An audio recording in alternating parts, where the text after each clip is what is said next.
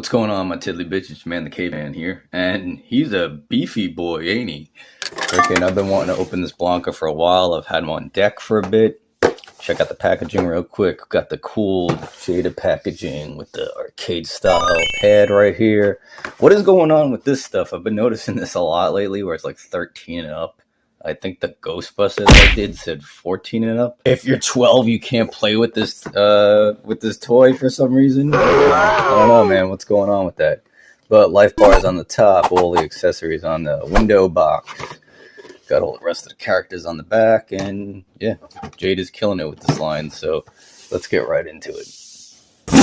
Alright, I just had to get this on there because this is just a little, it's a little overkill, Jada, alright? Like, first of all, like, getting the damn thing out of the box I forgot you have to open it from the bottom, because if you try opening it from the top, you ain't getting past this little lip here. Like, I mean, the amount of, like, twist ties and everything, I mean, look at this. Like, that's, and this is just freaking, this is insane. Like, what do you got going on here? You got, like, two pieces on here, and, like, come on, man. Like, just can you just let us get to our freaking action figures and stuff? Like, companies need to chill out, okay? They need to, like, you can cradle the figure in there, like, perfectly, and you don't need, like, all of this extra. It's a lot of extra, and I feel it's extremely unnecessary.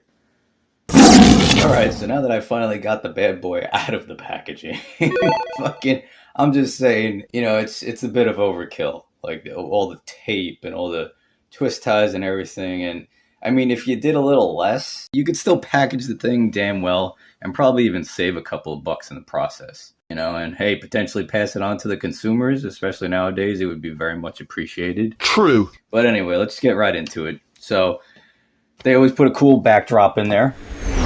Reveal! Inspired from the game or the fighter's stage, you know, so that's always a cool little add-on from the packaging. And yeah, right into the figure. You like how I did this over here with the head sculpt? Perfect! Yeah, I gotta pat myself on the back for that, you know? But he came with two sprawly hands, like scratchy hands. So they all go in and out very easily. They have hinges at the wrist. Oh, little tight on that. The figure wasn't tight at all though. Like he moved pretty good. It felt good. So then we'll get into this right here. So he did come with two head sculpts. He came with an angry head, which looks good. You know, the hair is cool because it's in like layers. It's in two pieces, so it does look really. They did do a good job on that. Like, it actually looks like it has a bit of a wash on it too, because it gives it some nice details. The details on the face are good too. You know, there's eye color in there. I don't know if you can see that all that good. Let's focus. There we go. Gritty teeth, pissed off head, and the electric effects, you know, which are cool. That's a cool piece to have, especially for Blanka. Look, I could even just put it like that and it looks fucking dope.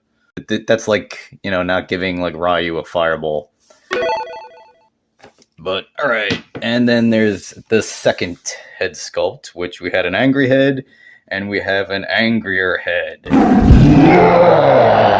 Which I'm going to keep this head. This is the winner in the heads. But he stands.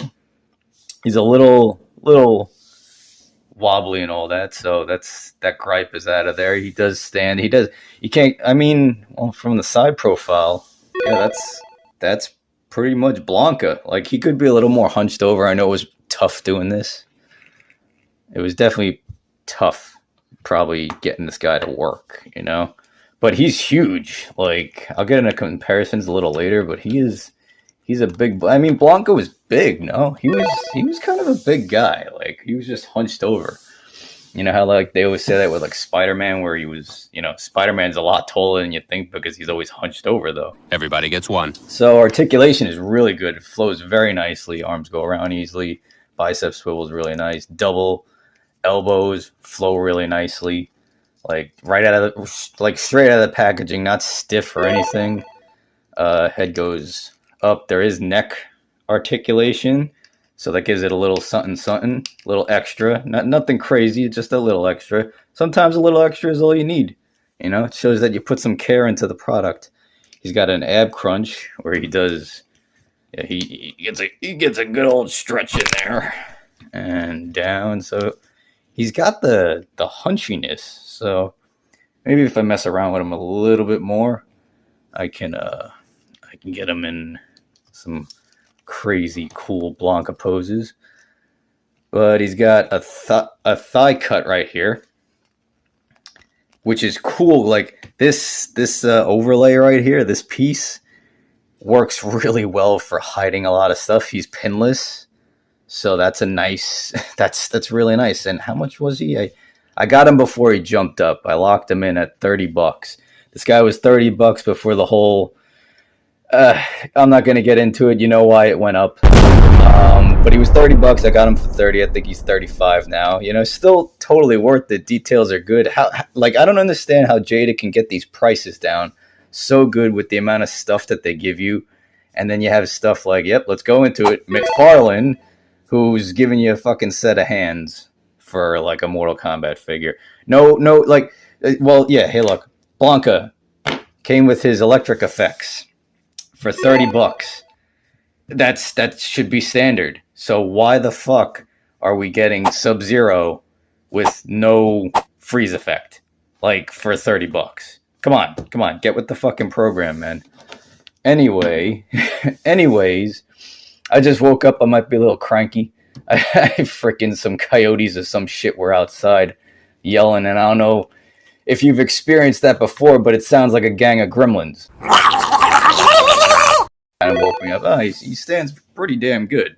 It's actually really nice. I love it when I don't have to try, when you just mess around with stuff and it just works.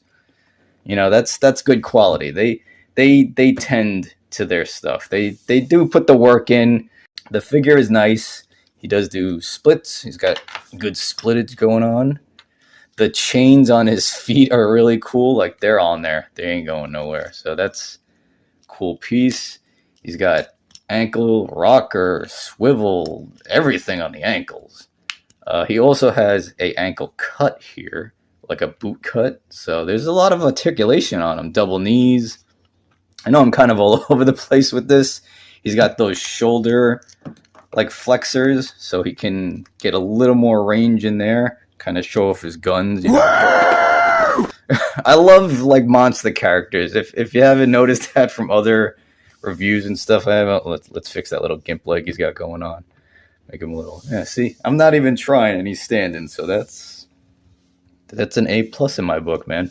I love how they nailed the color, like the color of him. They fucking nailed it, because I was a kid when Street Fighter 2 came out, and Blanka was fucking yellow.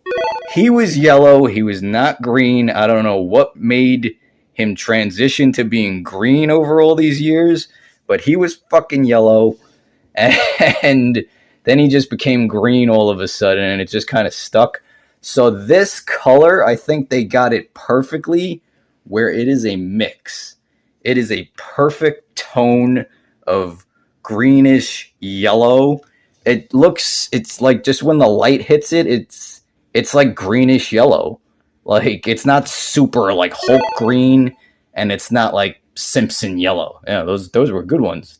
I think I described it perfectly. But yeah, I think they nailed the color perfectly, which I really liked with this bad boy. All right, anyway, let's stop babbling. I think I covered about everything, and let's get into some comparisons.